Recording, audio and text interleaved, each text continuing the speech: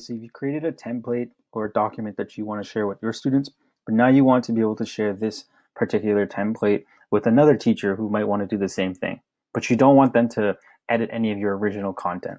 The first thing you're going to do is make sure you go to share and you change the settings so that it's going to make sure it says anyone with the link. If you want it only in the board, you can do that, but anyone with a link is the one I usually go for. And you copy this link here. When you copy this link, and you paste it in, that's the link that people will go to view just your copy. So that's the original link. But what I'm going to do is I'm going to try to force a copy out of it. So what I'm going to do, I'm going to take this whole thing here, same URL, but from that point on, the edit, I'm going to copy edit question mark USP sharing. And I'm going to take that out and I'm going to put here the word copy. And what that will do is if I paste this in for you, that will just say, would you like to make a copy of this file? And then this person you share that link with, they can actually create that file now.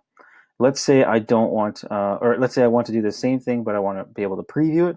I'm going to take this part out, and now I'm going to put template slash preview and copy this link, and this is what it'll look like. So then people who you share this file with will be able to preview